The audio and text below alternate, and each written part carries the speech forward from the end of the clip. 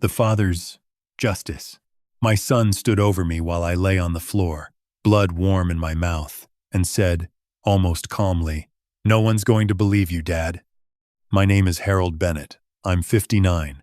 And in that moment, I realized I was no longer his father, just the last thing standing between him and what he wanted. The taste hit first, metallic, thick, spreading across my tongue as my cheek pressed into the hardwood. The boards were cold, harder than I remembered, and for a second, I couldn't move. Not because I didn't want to, but because my body hadn't caught up to what had just happened. Pain came in layers, sharp in my ribs, pulsing behind my eyes, a deep pressure at my temple that made the room tilt at the edges. I tried to breathe and felt something catch in my side, like my body was warning me not to move too fast. I knew this floor, every inch of it. I had cut these planks myself, years ago, measuring twice, fitting each piece so tight the seams nearly disappeared. Back then, the house smelled like fresh wood and grilled meat drifting in from the yard. My wife used to stand nearby, handing me nails, laughing when I took too long, choosing between stains. Jason was still a kid then, running through this hallway in socks, sliding across unfinished boards like the place had always belonged to him. Now the air felt different, still, tight, like the room itself was holding its breath. A chair lay on its side near the doorway. My reading glasses were crushed a few feet away. And above me, Jason didn't look angry. He looked certain. Men shout when they lose control, but he didn't raise his voice. He spoke like someone who had already decided how this would end, like this was just the final step. Behind him, Megan stood with her arms folded, half in shadow from the lamp near the wall. There was no panic in her face, no hesitation. Just irritation, like I had complicated something that was supposed to go smoothly. Her eyes moved from me to the papers on the table, then back again. "What are you doing?" I managed, though even to my own ears the question sounded misplaced, like I had missed something important long before this moment. Jason exhaled slowly, shaking his head just enough to show disappointment. "You should have just signed, Dad." Signed. The word landed harder than the pain in my ribs, not because it explained the shove or the fall, but because it confirmed something I had been refusing to say out loud. My eyes moved past him, to the coffee table. The documents were still there, neatly stacked. The pen Megan had brought lay beside them, placed carefully, like presentation could make betrayal look reasonable. I tried to push myself up. My hand slipped against the floor, and the moment I put weight on my arm, pain tore through my side so sharply it stole my breath. I dropped back down, blinking hard as the room dimmed, then slowly came back into focus.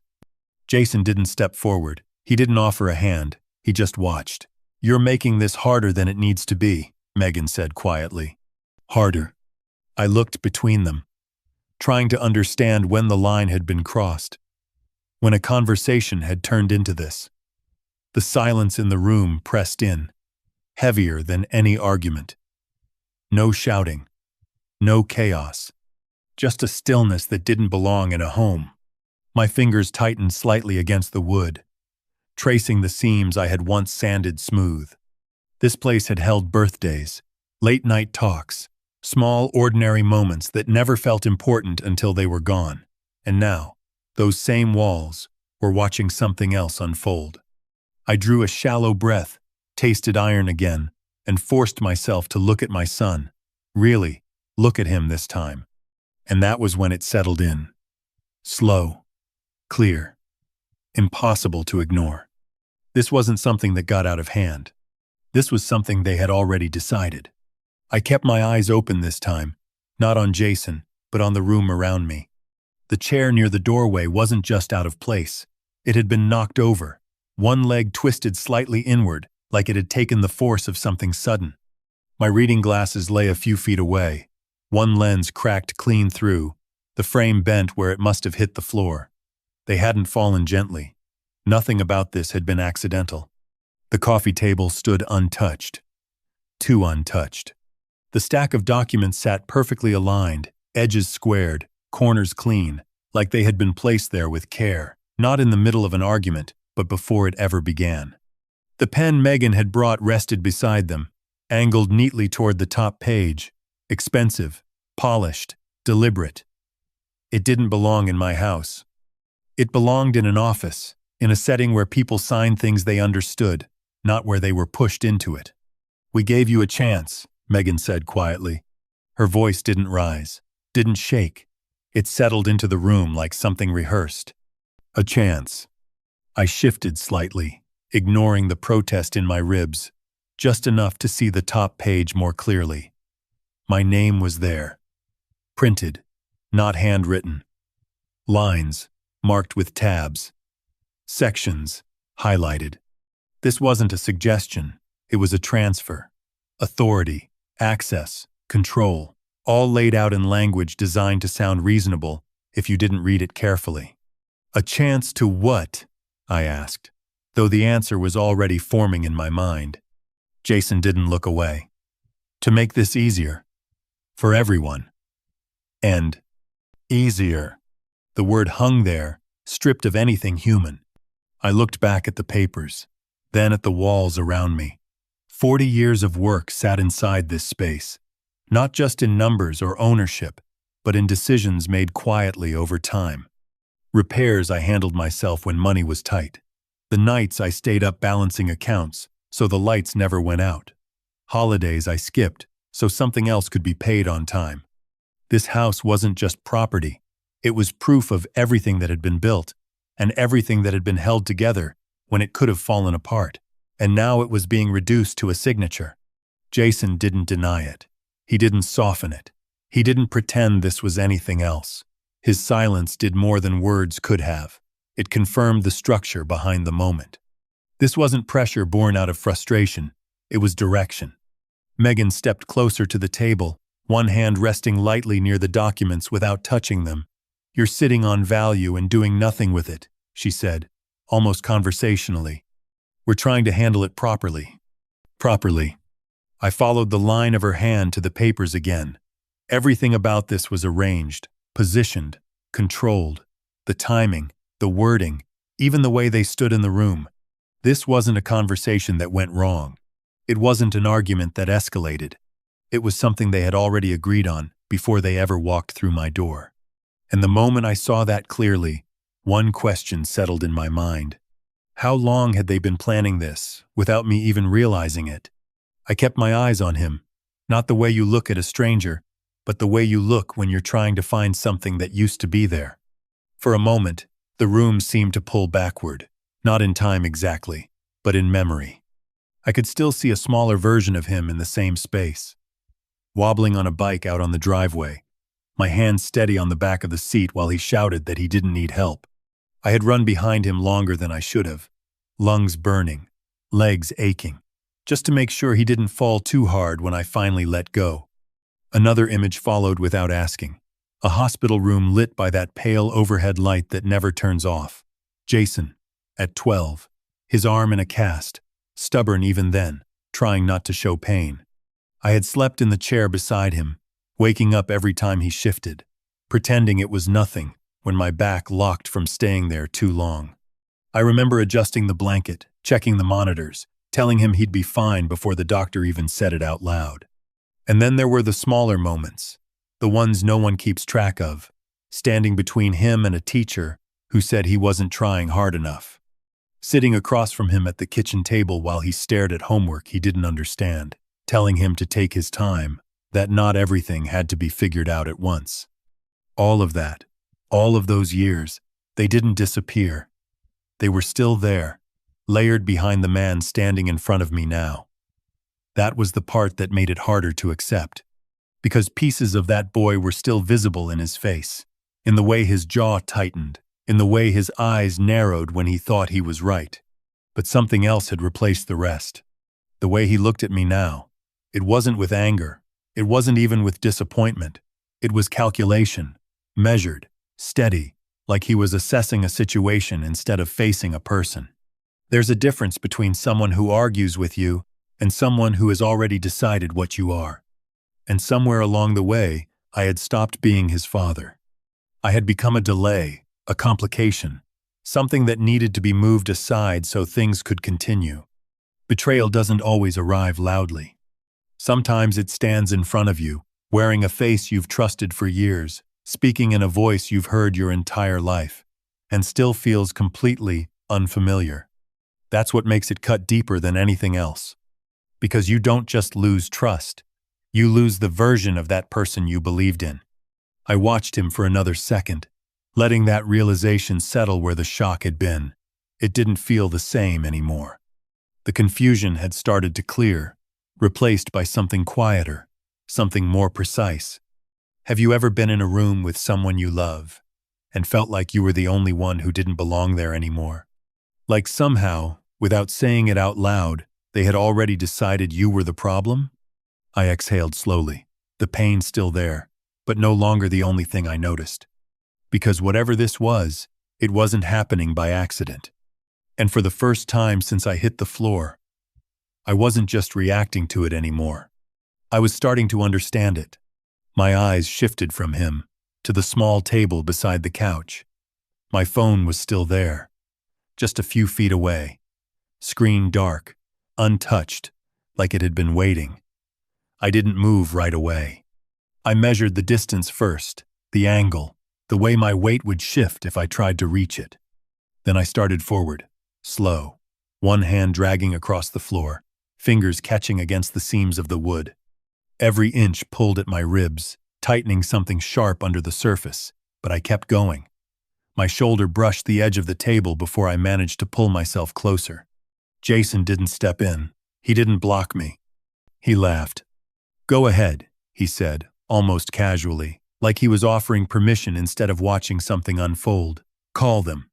The sound of it, that confidence, it wasn't loud, but it filled the space between us. He wasn't worried about who I might reach. He wanted me to try. That told me more than anything else could have. People only encourage a move when they're sure it won't change the outcome. He thought I had nothing, no proof, no leverage, just an old man on the floor with a story that wouldn't hold up once it left this room. There's a kind of certainty people carry when they believe they've already won. It shows in the way they stand, the way they speak, the way they stop watching for consequences. I rested my hand on the edge of the table, then reached up, fingers closing around the phone. The surface felt colder than I expected. For a second, I didn't press anything. I looked up instead, straight at him, not searching this time, not questioning, just seeing him clearly, without the weight of what he used to be. Then I made the decision. Not 911. My thumb moved across the screen, dialing a number I didn't need to look up. It rang once, maybe twice, and then a voice answered, calm, direct, no hesitation. "Harold?" I swallowed, the taste of iron still there. "Yes." A pause, brief, measured. "Is this the situation we discussed?" I held Jason's gaze as I answered, "Yes." That was all. No explanation. No raised voice. No urgency.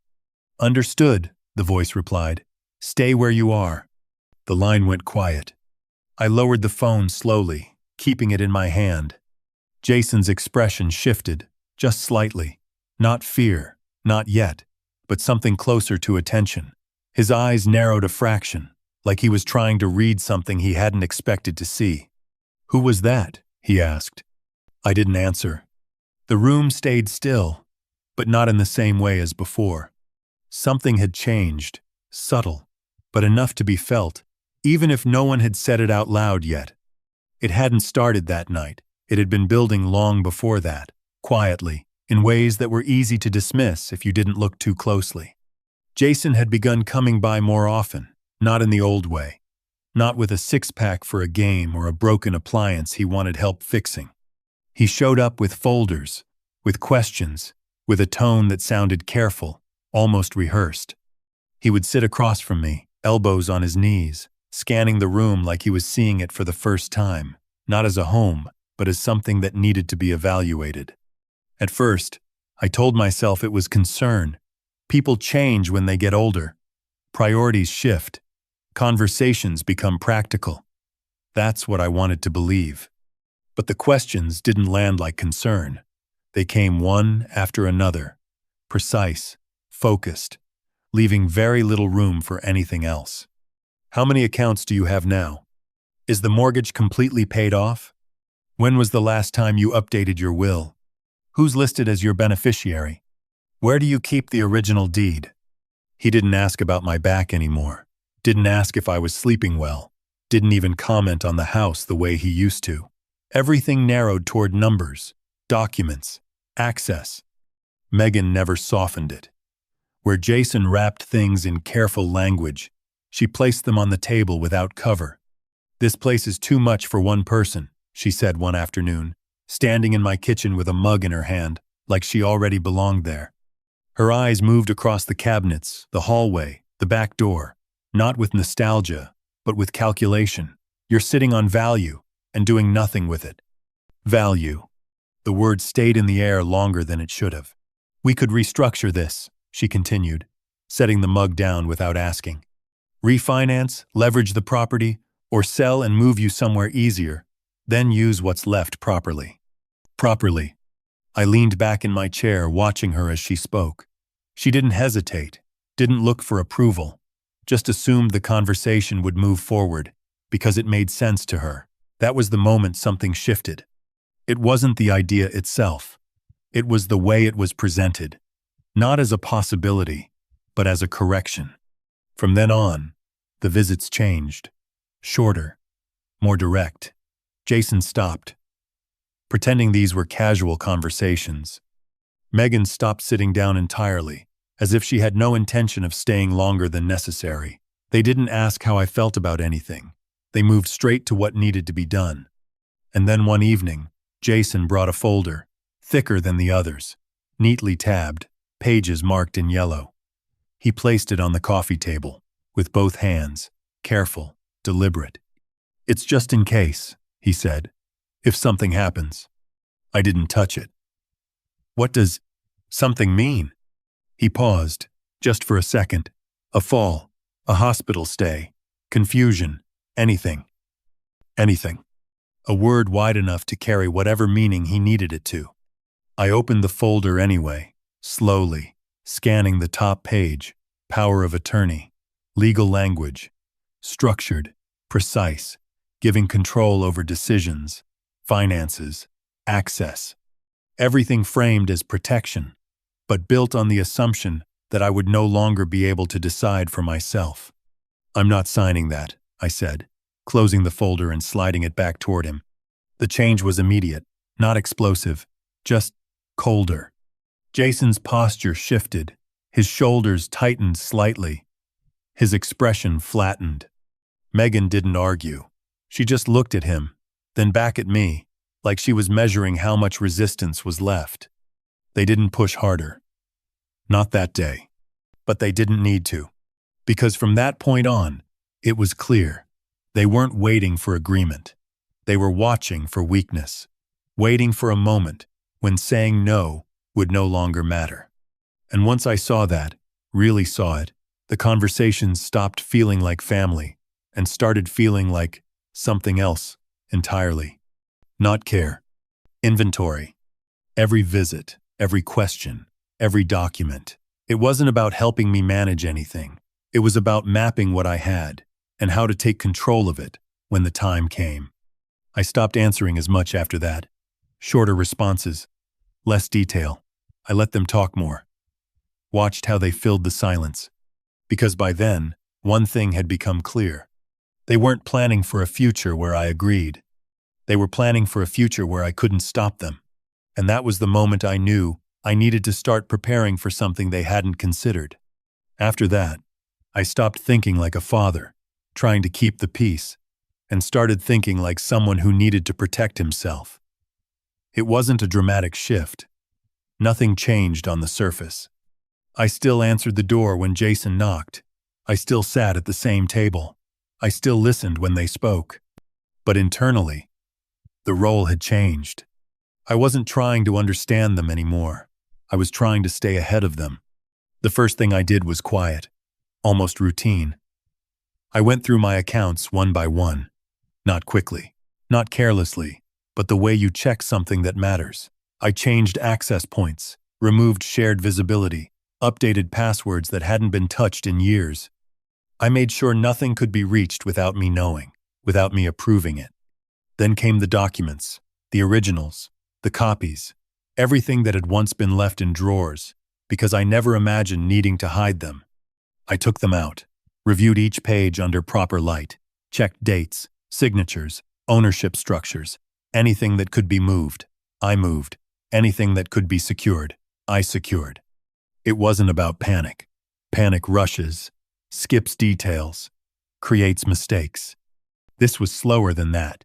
Deliberate. I began keeping records as well, not just of paperwork, but of conversations, what was said, when it was said, how it was framed. I didn't interrupt them when they spoke. I let them finish. I let them repeat themselves. Patterns are easier to see when you don't break them. And then I contacted Thomas Reed. His office was exactly what you'd expect. Quiet, organized, no wasted movement. He didn't speak much at first. He listened. Not the way people do when they're waiting to respond, but the way someone listens when they're building a structure in their mind. When I finished, he didn't react immediately. He leaned back slightly, fingers resting together, eyes steady. "You're not overreacting," he said. "You're early." Early. That word mattered. We went through everything after that. Accounts, titles, legal authority, what could be accessed, what could be challenged, what could be reinforced before anyone tried to move against it. He didn't make it complicated. He broke it down step by step. What needed to be done now? What needed to be locked? What needed to be documented in a way that couldn't be dismissed later? I followed through on every part of it, quietly, without announcing a single change. Because by then, I understood something I hadn't understood before. Silence isn't always weakness. Sometimes it's preparation.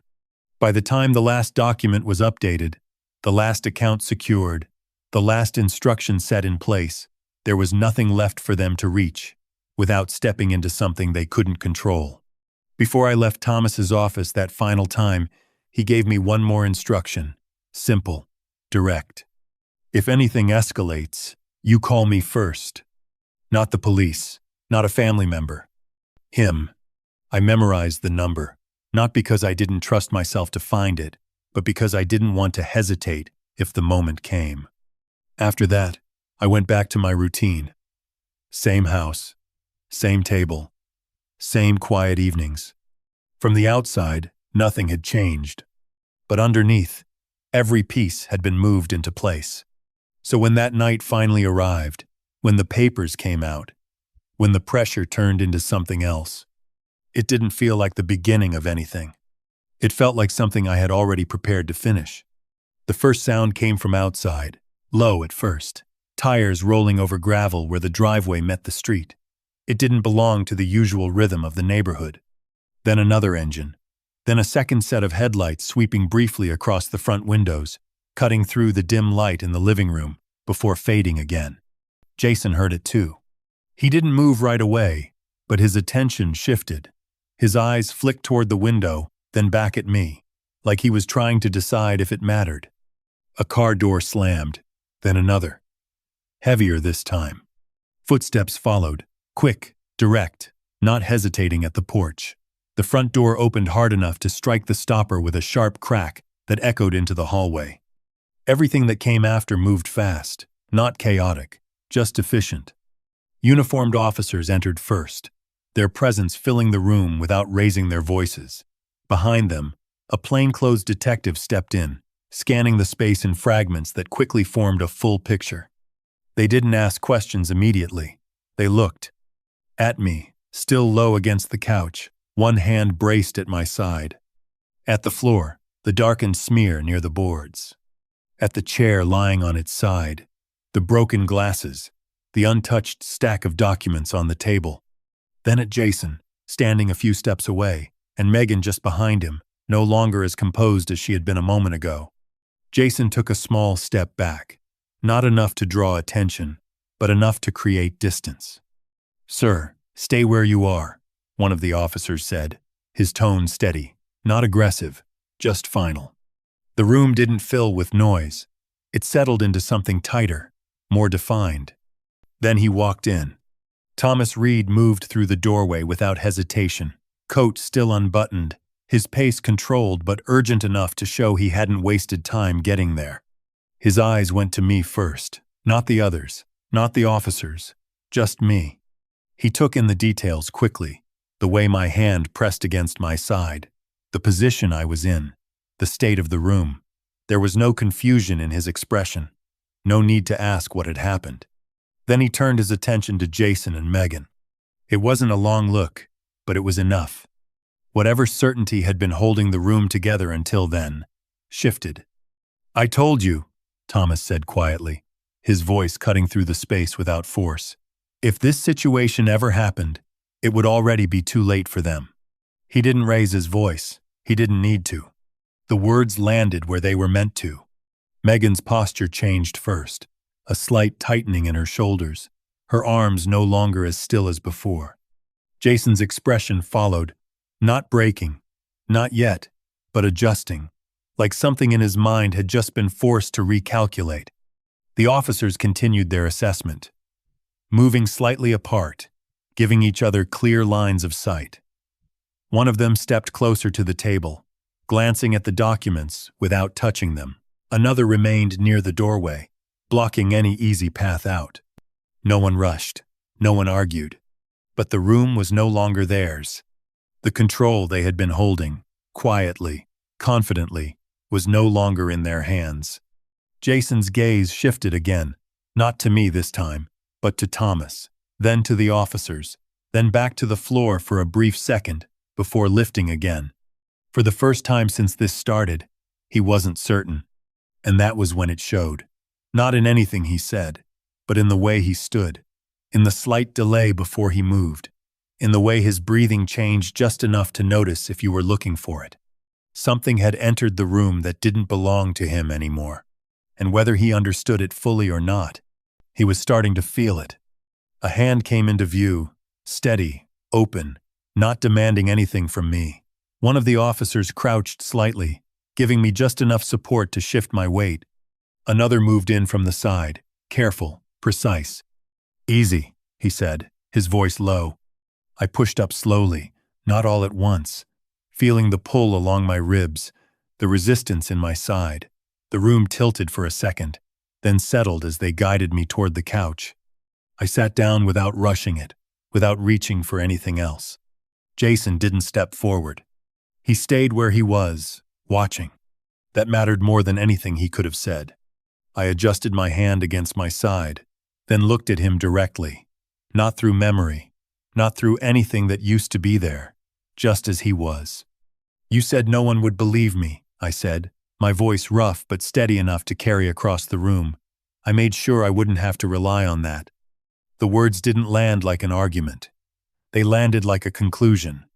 Thomas stepped forward then, positioning himself just enough to be seen clearly without raising his presence above the situation. He didn't rush his explanation. He didn't overstate anything. "Mr. Bennett contacted me weeks ago," he said, his tone even professional. "He documented a pattern of behavior, secured all relevant assets, and established legal protections in advance." He gestured lightly toward the table, not touching the documents, just acknowledging them. "Everything you attempted to gain access to," he continued, looking briefly between Jason and Megan, "has already been restricted. There is no authority granted to either of you, not over his property, not over his accounts, not over any legal decisions." Megan's composure slipped first. It wasn't dramatic, just a tightening around her eyes, a shift in her stance, as her weight moved unevenly from one foot to the other. "What does that even mean?" she asked, her voice thinner now, no longer controlled.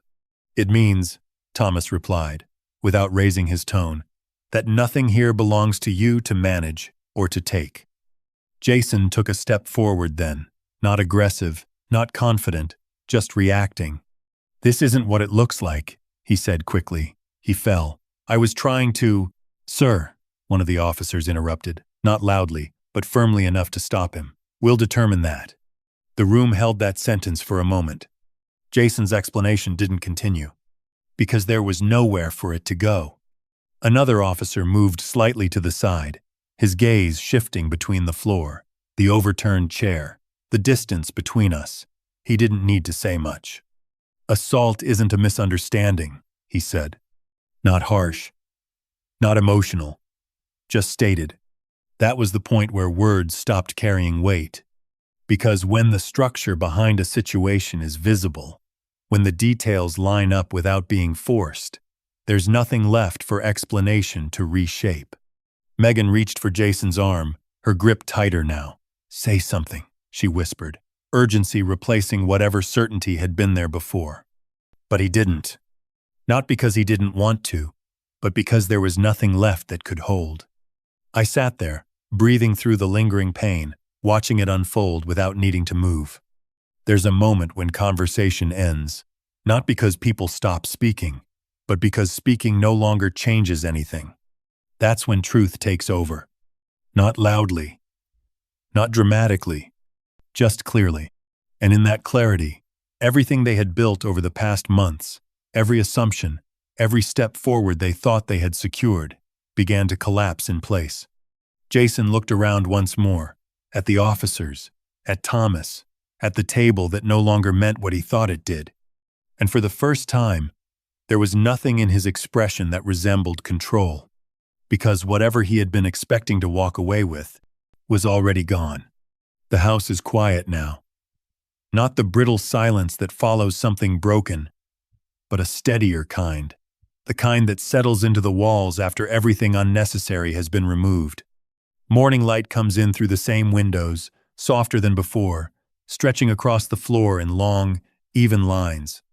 I got down on one knee the first day I was able, slower than I used to. A cloth in my hand, a small bucket beside me. The stain had settled deeper into the wood than I expected. Hardwood holds on to things, not just spills, but moments. I worked at it carefully, not rushing, not leaving it half done. That floor had been mine long before anything touched it that night. As I moved across the boards, I noticed the details again, the slight variation in color between planks, the place near the hallway where the grain runs darker, the edge where I once adjusted a cut because it didn't sit right. None of it was ruined. If anything, it was clearer. Memories don't disappear when something breaks. They stay, just without the illusion that everything connected to them still exists the same way. I can still see my wife at the table, hear the echo of voices that used to fill the room that hasn't been taken. It's just no longer confused with what came after. There's a difference I didn't fully understand before. Family doesn't mean endless permission. Love doesn't mean removing every boundary until there's nothing left to protect. For a long time, I treated those ideas as the same thing, like giving more would always lead to something being held together. But sometimes it does the opposite. Sometimes it teaches people that there are no limits, no point where they have to stop. Greed doesn't always look like wanting more money. Sometimes it looks like wanting control, wanting to correct what someone else has built because it doesn't reflect your own path. It speaks in practical terms, uses words like efficiency, value, proper use, but underneath it, there's something else driving it. Pride, pressure, comparison. The quiet belief that something should already belong to you simply because it exists. The phone rang once, a number I recognized without needing to check. I let it ring. It stopped, then started again a few minutes later, this time from a different line. I was standing in the kitchen, light across the counter, the room exactly as it had always been. I didn't answer. Not out of anger. That would have been easier. I didn't answer because I finally understood that answering would mean stepping back into something I had already stepped out of. Peace isn't the absence of conflict. It's clarity, and the decision to hold on to it. I still walk through the house the same way, slower now, noticing more than I used to, not because I'm looking for what's missing, but because I understand what remains. Control doesn't come from force. It comes from knowing where you stand and not moving from it. If you've ever been in a place where someone close to you started seeing you as something else, not as family, but as an obstacle, then you understand how quiet that shift can be. If that's something you've experienced, you can say it. You're not the only one. And if you're still in it, still trying to decide where the line should be, how do you know when it's time to stop calling it family and start calling it something else?